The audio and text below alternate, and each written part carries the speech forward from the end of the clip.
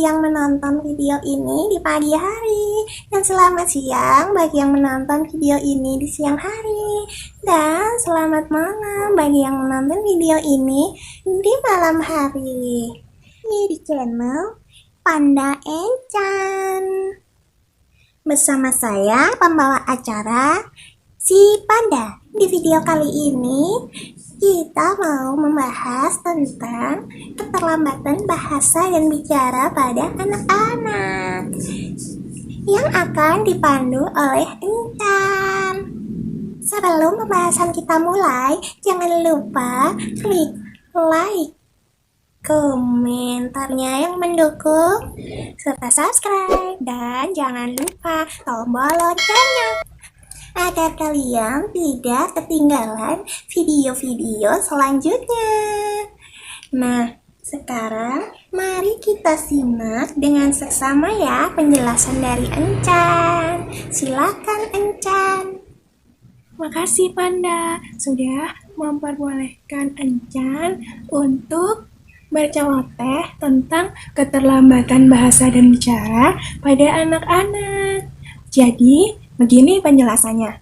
Tetapi, sebelum kita memasuki apa itu pengertian dari keterlambatan dan bahasa dan bicara, Encan mau jelasin dulu arti dari bahasa dan bicara.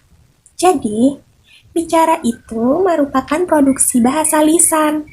Itu secara singkatnya ya. Kalau bahasa merupakan proses komunikasi konseptual. Bahasa ini dibagi menjadi dua bagian.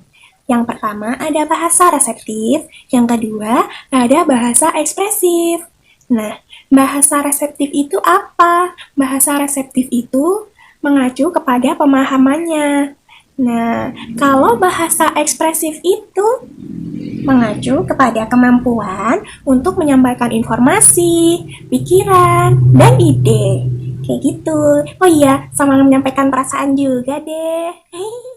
Keterlambatan bahasa dan bicara umum terjadi pada balita, meskipun beberapa anak dapat mengejar ketertinggalannya dengan teman sebaya dengan seiring berjalannya waktu.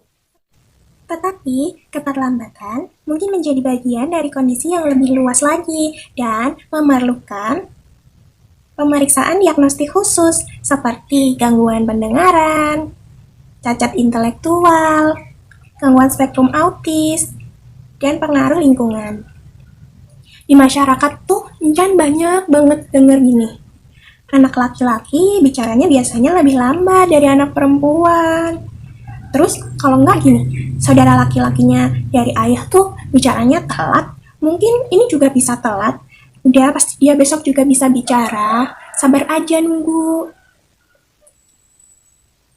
Terus bisa juga ada orang tua yang bilang gini, dia tuh nggak perlu bicara, karena tanpa bicara pun aku udah bisa paham kok apa yang dia mau.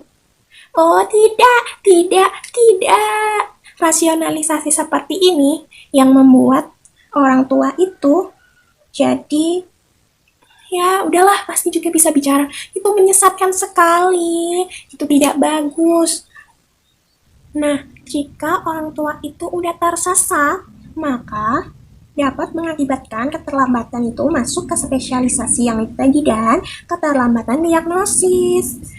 Nah, perkembangan anak yang tidak sesuai usianya atau yang mengalami keterlambatan akan berdampak pada perkembangan bahasa berikutnya.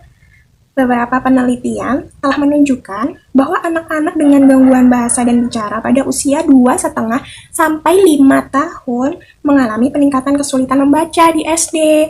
Terus, di usia ada juga yang mengalami gangguan bahasa dan bicara bertahan pada usia 5,5 tahun memiliki peningkatan insiden perhatian dan kesulitan sosial. Jadi, dia itu susah fokus dan kesulitan dalam berhubungan sosial dengan teman-temannya. Terus ada lagi di penelitian ini untuk anak-anak dengan gangguan bahasa dan bicara spesifik pada usia 7,5 sampai 13 tahun telah terbukti memiliki keterampilan menulis yang kurang baik dengan defisit ejaan dan tanda baca yang jelas dibandingkan dengan anak-anak tanpa masalah bahasa dan bicara. Tuh, terdapat gangguan menulis tentang ejaannya. Gitu teman-teman. Lalu, Seperti apa ya perkembangan bicara normalnya? Nah, Mom, amati perkembangan bicara anak kalian ya. Berikut akan saya tampilkan tabelnya. Cekidot. Pola perkembangan normal usia 1 sampai 6 bulan itu udah bisa cuing, udah bisa teriak a gitu. Terus di usia 6 sampai 9 bulan dia udah bisa babbling, baba mama, tata papa gitu. Terus di usia 10 sampai 11 bulan dia udah bisa meniru kata, meniru suara kayak baba mama gitu tadi, tapi dia belum tahu artinya. Terus di usia 12 bulan, dia udah mengerti kata mama dan dada itu dengan arti dan udah bisa meniru 2 sampai 3 kata. Di 13 sampai 15 bulan, dia itu sudah bisa 4 sampai 7 suku kata dan udah bisa jargon. Nah, 20% bicaranya itu kurang lebih ya.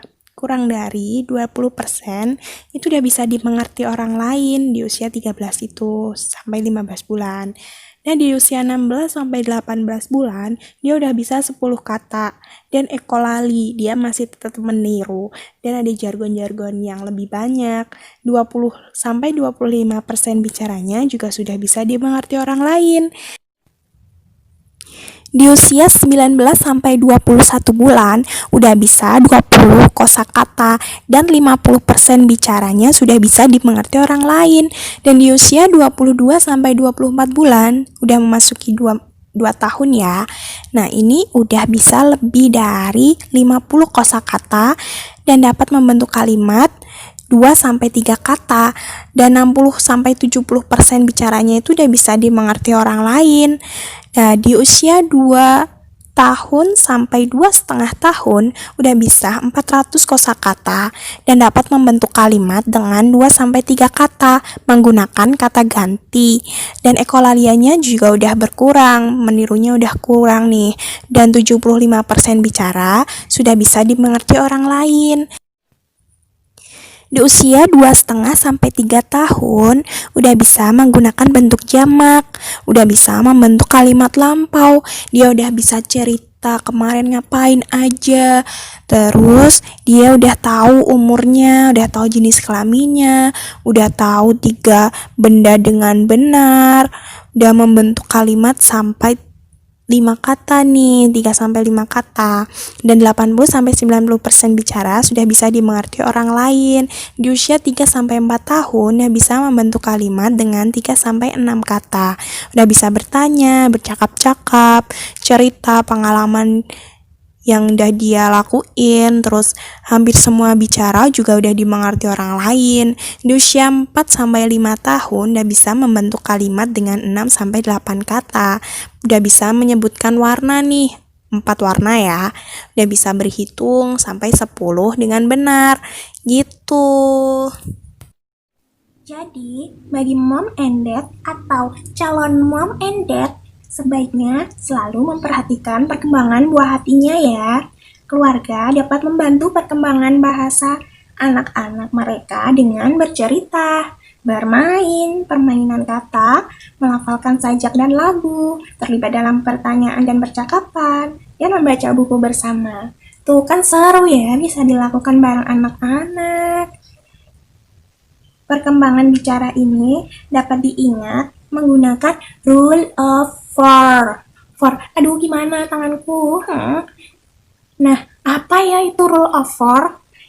Nah, jika usia anak dalam tahun dibagi 4 gimana ya? Ya itu deh, 4 pokoknya dibagi 4, maka hasil bagi kira-kira sama dengan jumlah ucapan yang harus dimengerti. Gimana ya jelasinnya? Gini deh, aku jelasin ya. Misal ya, anak itu berusia 1 tahun, 1 tahun ya. Terus 1 tahun itu dibagi 4. Maka bahasa yang harus dapat dimengerti itu sekitar 25% dari tahun itu gitu. Kalau usianya udah 2 tahun berarti dia sudah mampu 50%. Kalau 3 tahun berarti mampu 75%. Nah, kalau udah 3 tahun itu Kalau udah 4 tahun deh.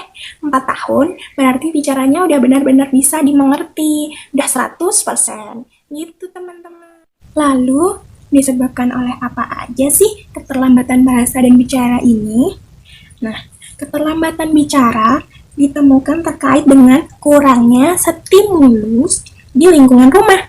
Jadi, anak itu jarang diajak ngobrol atau dia udah asik sendiri main, orang tuanya sibuk, jadi nggak sempet dia ngajak ngobrol. Terus yang kedua, ada paparan media yang berlebihan. Dilaporkan memiliki efek yang merugikan pada perkembangan bahasa. Jadi tuh anak sering banget pegang HP, gadget, atau nonton TV. Nah, kalaupun anak itu diberi media kayak gitu, harusnya masih tetap didampingi ya, Mam.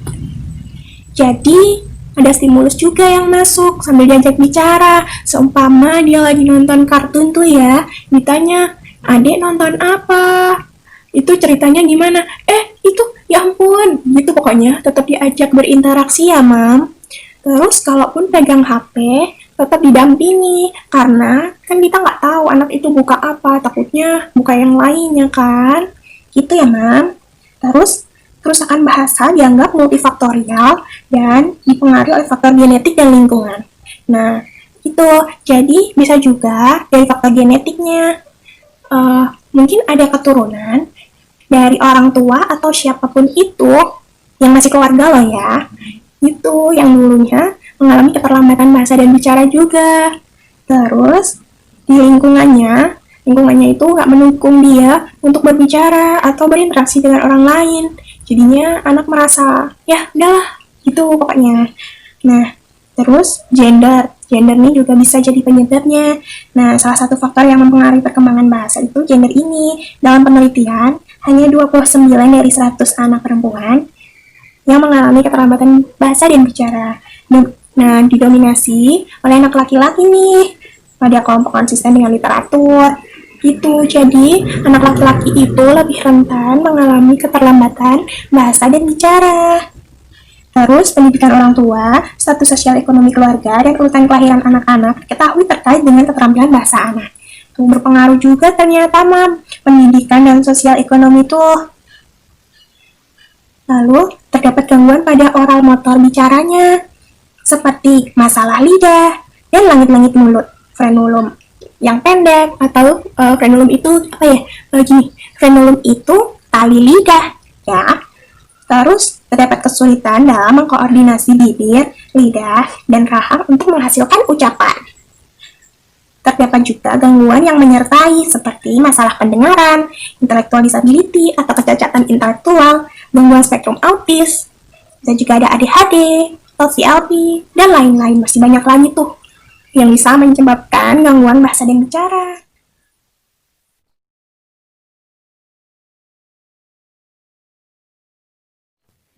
Yang harus jadi perhatian orang tua nih, jika di usia 12 bulan, bahasa ekspresifnya itu dia belum bisa mengoceh, belum bisa menunjuk atau memberi isyarat.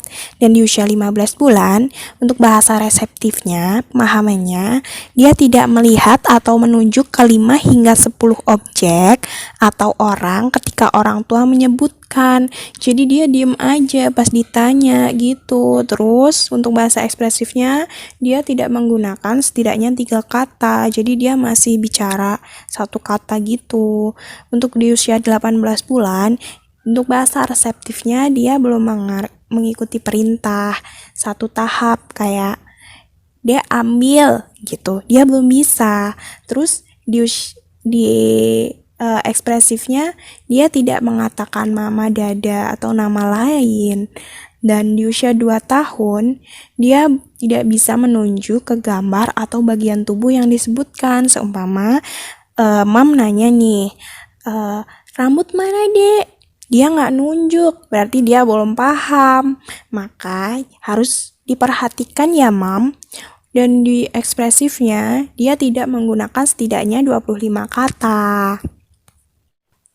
Di usia 2,5 tahun, dia itu tidak menanggapi atau mengangguk atau menggeleng ketika ditanya. Itu untuk reseptifnya. Dan untuk ekspresifnya dia tidak menggunakan frase dua kata dan termasuk kombinasi kata benda. Di usia 3 tahun, dia tidak mengerti kata depan dan kata kerja, tidak mengikuti perintah 2 tahap. Jadi seumpama kita tuh nyuruh dia buat ambil apel, nanti taruh sini ya. Jadi dia tuh belum bisa gitu, belum paham. Terus dia tidak menggunakan setidaknya 200 kata, tidak meminta sesuatu dengan nama. Jadi dia tuh nunjuk-nunjuk mamanya gitu, nunjuk bendanya, nggak nyebutin namanya apa gitu. Terus ketika dia ditanya itu, dia malah mengulang pertanyaannya gitu. Itu di ekspresifnya ya. Dan pada usia berapapun, dia telah mengalami kemunduran atau kehilangan tonggak bicara atau bahasanya yang diperoleh sebelumnya. Nah, terus apa dong solusi yang tepat untuk masalah ini? Nah, ketika dicurigai keterlambatan bahasa dan bicara, langsung konsultasiin ke dokter ya. Nanti dokter harus mendiskusikan dengan orang tua dan merekomendasikan rujukan ke terapi bicara. Nah, terapi bicara itu sangat membantu, terutama untuk anak-anak dengan gangguan bahasa. Tujuan utama terapi ini adalah untuk mengajarkan strategi memahami bahasa lisan dan menghasilkan perilaku komunikasi yang tepat. Dan untuk membantu orang tua mempelajari cara mendorong kemampuan anak mereka dalam berkomunikasi. Orang tua dapat secara efektif memberikan terapi bicara, tetapi harus terlebih dahulu menerima pelatihan. Biasanya, pelatihan ini tuh dari terapis bicaranya itu sendiri. Terapis bicara di sini hanya sebagai fasilitator ya, Mam. Dan yang berperan aktif terhadap kemajuan bicara anak itu ya orang tuanya dong. Maka dibutuhkan kerjasama yang baik antara terapis bicara dan orang tua untuk kemajuan perkembangan anaknya. Baik, mungkin itu yang dapat saya sampaikan. Ada kurangnya saya mohon maaf yang sebesar-besarnya. Dan untuk referensi yang saya gunakan ada di kolom deskripsi ya. Jika memang berkenan, boleh kok untuk mempelajarinya. Ya, baik. Begitu ya. Terima kasih sudah mengikuti penjelasan yang saya berikan. Dan maaf ya jika ada kata yang kurang pantas atau ada kesalahan karena Encan masih belajar. Gitu aja ya. Makasih semuanya. Waktu dan tempat saya kembalikan kepada Panda. Silakan Panda. Makasih waktunya. Itulah video pembahasan keterlambatan bahasa dan bicara pada anak kali ini. Terima kasih untuk pemirsa semua yang sudah setia untuk mendengarkan celotehnya Encan ya. Makasih semua. Terima kasih juga bagi pemirsa semua yang sudah klik like, subscribe, dan sudah membunyikan tombol loncengnya. Dan jika video ini bermanfaat untuk orang di sekitar kalian, klik share ya. Dan bagi yang belum, silahkan diklik ya. Karena itu gratis. Bagi pemirsa yang ingin bertanya, silahkan tulis di kolom komentar. Insya Allah, pertanyaan akan dijawab pada sesi Q&A pada video berikutnya. Dan kami sangat membutuhkan saran dan kritik pemirsa semua untuk mengembangkan channel ini menjadi lebih baik lagi ya. Terima kasih semuanya dan sampai jumpa lagi. Bye bye. Assalamualaikum warahmatullahi wabarakatuh.